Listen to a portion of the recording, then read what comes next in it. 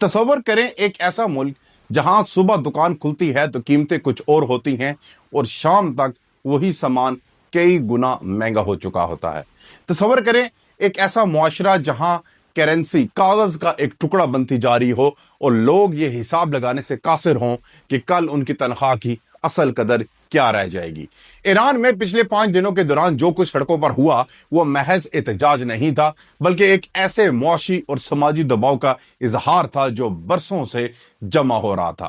ناظرین، یہ مظاہرے اچانک پیدا نہیں ہوئے، ان کے پیچھے نہ صرف مہنگائی کی ایک طویل کہانی ہے بلکہ کرنسی کی گراوٹ، کاروبار کی غیر یقینی اور روزمرہ زندگی میں بڑھتی ہوئی بے بسی بھی شامل ہے۔ ایرانی ریال کی قدر میں غیر معمولی کمی نے عام شہری کے لیے مستقبل کی منصوبہ بندی کو تقریباً ناممکن بنا دیا۔ دکاندار جو معیشت کی نبض سمجھتے ہیں سب سے پہلے اس دباؤ کو محسوس کرتے ہیں، کیونکہ وہ ہر روز خرید اور فروخت کے درمیان بڑھتے ہوئے خسارے کا سامنا کر رہے تھے۔ یہی وجہ تھی کہ احتجاج کا پہلا منظر تہران کے بازاروں میں نظر آیا۔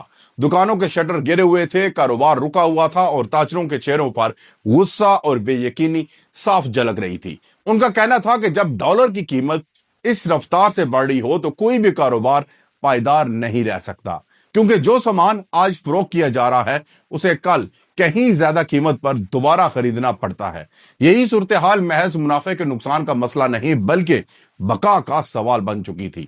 اگلے ہی دن احتجاج نے ایک نیا موڑ لیا۔ یونیورسٹیوں سے آنے والی آوازوں نے اس تحریک کو وسعت دی۔ طلباء کی شمولیت نے احتجاج کو صرف معاشی مسئلہ نہیں رہنے دیا بلکہ اسے ایک وسیع سماجی تناظر دے دیا۔ جب تعلیمی اداروں کے نوجوان سڑکوں پر نکلتے ہیں تو وہ صرف آج کی بات نہیں کرتے بلکہ آنے والے کل کی خدشات بھی سامنے لاتے ہیں۔ یہی وجہ تھی کہ احتجاج تیزی سے تہران سے نکل کر دیگر شہروں تک پھیلنے لگا۔ ایران کے مختلف علاقوں سے اطلاعات آنے لگی کہ مظاہرے اب ایک شہر تک محدود نہیں رہے۔ مرکزی شہر لردگان، مغربی شہر ازنا اور جنوبی شہر فارس کے اس میں احتجاجی سرگرمیاں دیکھیں گی۔ ان شہروں کا انتخاب اتفاقیہ نہیں تھا، کیونکہ یہ وہ علاقے ہیں جہاں معاشی دباؤ براہ راست عوام کی زندگیوں کو متاثر کر رہا تھا۔ جیسے جیسے مظاہرے پھیلتے گئے سیکیورٹی فورسز کی موجودگی میں بھی اضافہ ہوتا گیا۔ ناظرین، بعض مقامات پر حالات کشیدہ ہو گئے اور مظاہرین اور سیکیورٹی اہلکاروں کے درمیان جھڑپوں کی اطلاعات سامنے آئیں۔ ان جھڑپوں کے نتیجے میں جانی نقصان کی خبریں بھی سامنے آنے لگیں، جنہوں نے صورتحال کی سنگینی کو مزید واضح کر دیا۔ نیم سرکاری ذرائع اور انسانی حقوق کی تنظیموں کے مطابق مختلف شہروں میں ہونے والے تصادم کے دوران 6 مظاہرین ہلاک ہوئے۔ ان ہلاکتوں کی تفصیلات مختلف شہروں سے جڑی ہوئی تھی، جو اس بات کی نشاندہی کرتی ہیں کہ کشیدگی کسی ایک مقام تک محدود نہیں رہی۔ اسی دوران سرکاری میڈیا نے یہ بھی بتایا کہ پاسداران انقلاب کا ایک اہلکار ہلاک ہوا۔ اس کے علاوہ پتھراؤ کے واقعات میں متعدد پولیس اہلکار زخمی ہوئے۔ ناظرین، یہ تمام اطلاعات ایک ایسے ماحول کی تصویر پیش کرتی ہیں جہاں احتجاج اور سیکیورٹی کے درمیان توازن برقرار رکھنا مشکل ہوتا جا رہا تھا۔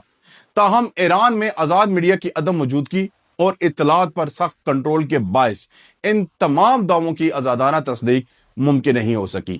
یہی وجہ ہے کہ زمینی حقیقت تک پہنچنا بیرونی دنیا کے لیے ایک چیلنج بنا ہوا ہے۔ اسی دوران سوشل میڈیا پر ایسی ویڈیوز گردش کرنے لگی جن میں مظاہرین اور سیکیورٹی فورسز کے درمیان تصادم دکھایا گیا۔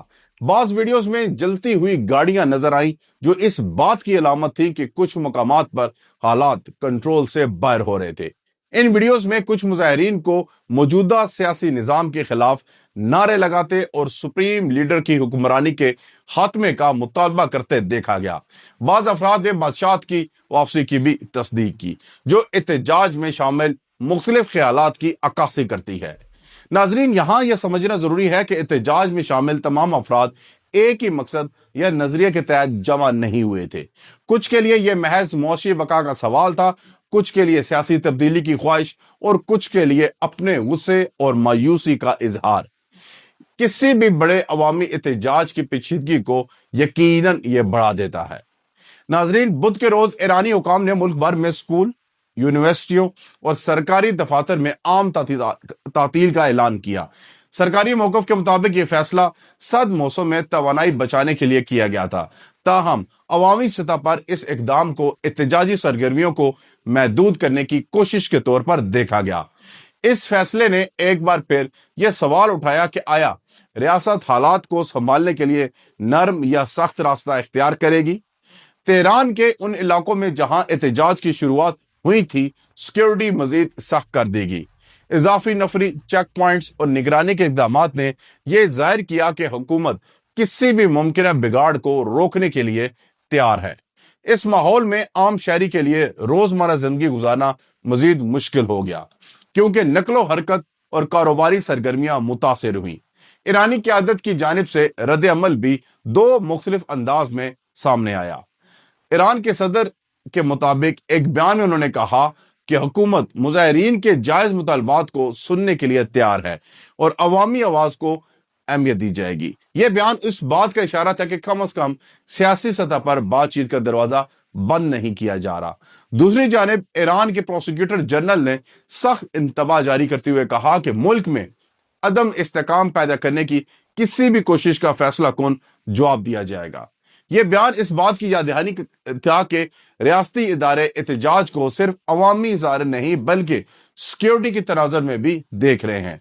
नाजरीन, ये मुजाहरे ऐसे वक्त में हो रहे हैं जब ईरानी मुआशरा अभी 2022 की एहतजाजी तहरीक के असरात से पूरी तरह बाहर नहीं आया। महसा अमीनी की हिरासत में मौत के बाद शुरू होने वाली तहरीक ने रियासत और अवाम के ताल्लुकात पर गहरे असरात छोड़े थे। मौजूदा एहतजाज ने एक बार फिर इन जख्मों को ताज़ा कर दिया और यह एहसास दिलाया कि बुनियादी मसाइल अभी हल तलब हैं। बैनुल अक़वामी सतह पर भी इस सूरत हाल पर गहरी नजर रखी जा रही है। अमरीकी सदर डोनाल्ड ट्रंप ने ईरान को खबरदार करते हुए कहा, अगर पुरअमन मुजाहिरीन के खिलाफ सख्त कार्रवाइयां जारी नहीं तो अमरीका उनकी मदद के लिए आएगा। और उनका यह बयान सोशल मीडिया प्लेटफॉर्म पर सामने आया और फौरी तौर पर आलमी मीडिया की तवज्जो का मरकज बन गया।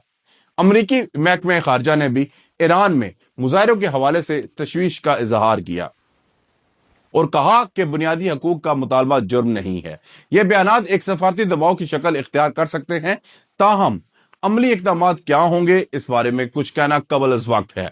ईरान के लिए सबसे बड़ा सवाल यह है कि मुआशी बहरान से निकलने का रास्ता क्या हो सकता है। महंगाई और करेंसी की गिरावट ने न सिर्फ अवाम बल्कि रियासती इदारों के लिए भी चैलेंजेस पैदा कर दिए हैं। जब मईशत दबाव में हो तो सियासी इस्तेकाम बरकरार रखना मुश्किल हो जाता है और यही सूरत हाल इस वक्त ईरान को दरपेश है।